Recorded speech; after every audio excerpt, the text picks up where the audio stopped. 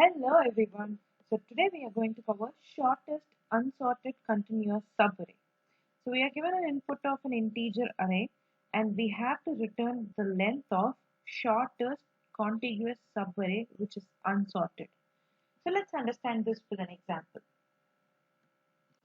So here in a given example, the first element is the lowest of all. Starting from the second element, if you see till the value 9, it is unsorted because 15 is the greatest of all and 2 is the least of all. In that case, the middle part is completely unsorted because if it is sorted, the value has to be 10 here and value has to be 4 here. So we now have to return the length of this. The actual length of the array is going to be 0, 1, 2, 3, 4, 5, 6. So now our unsorted array is from the index 1 to 5. So the length of this unsorted array is 5. We are going to return 5 in this. So how are we going to approach this? If we are approaching this problem by brute force, we're going to have two pointers I and j, where j iterates all over the array every time for every I, and for every possible array it finds whether it is sorted or not. If it is not sorted, it calculates the length of the array which is not sorted and return the maximum out of all. So by implementing this, the time complexity is going to be big O of n cube. So how do we do it in a better way? The first intuitive logic that hit my head was, like, if this array is sorted, how it is going to be 2, 4, and then 6, 8, 9, 10, and 15. So now, since 2 is the least element in the overall array, it is going to be in the front, and 15 is the largest, that is going to be in the last.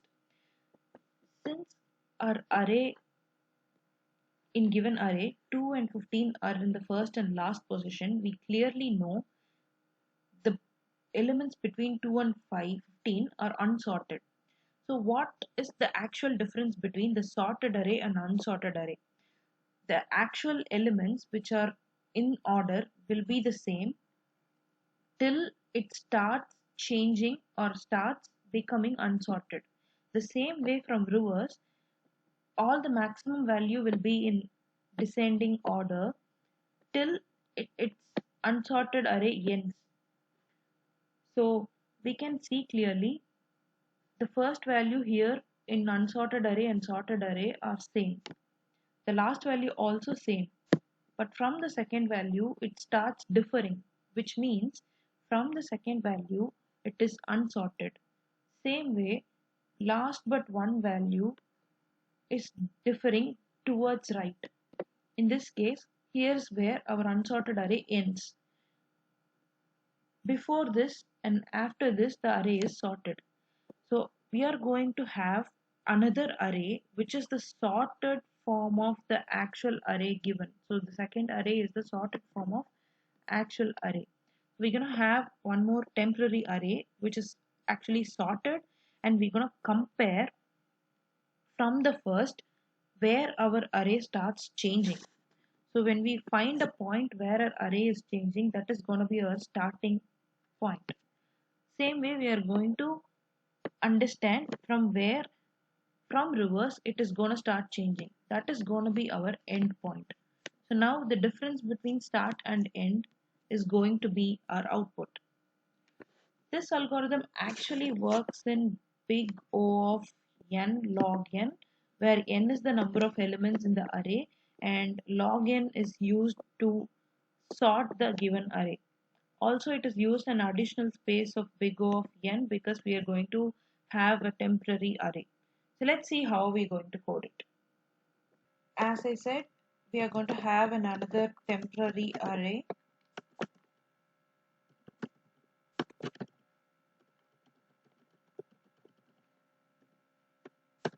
And we're going to copy the values from nums array to temp.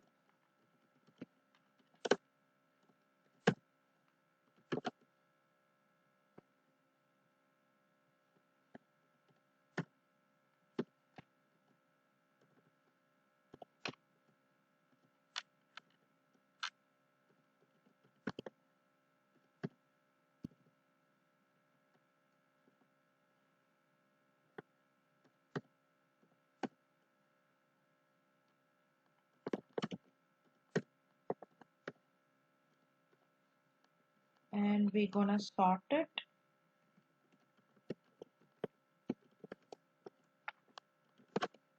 So now I'm gonna loop in my arrays to check if the elements are equal. That is, if start is less than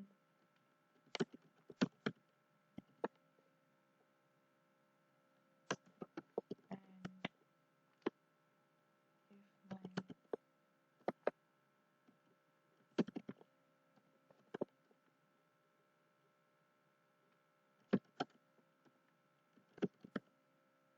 till the elements or values are equal, we are going to iterate the start element and calculate the starting index of our unsorted array. Same way, we are going to reverse iterate the arrays.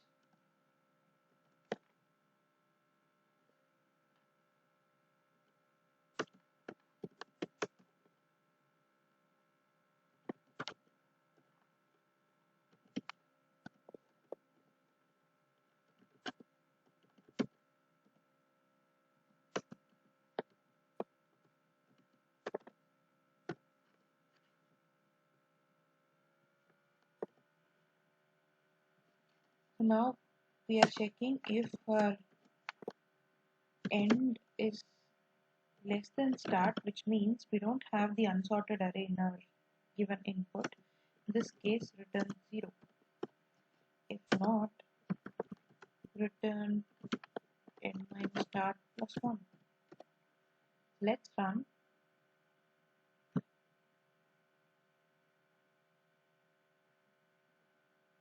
Yes.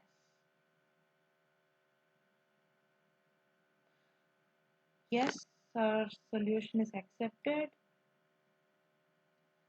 So thanks for watching. If you like the video, do like and subscribe. Thank you.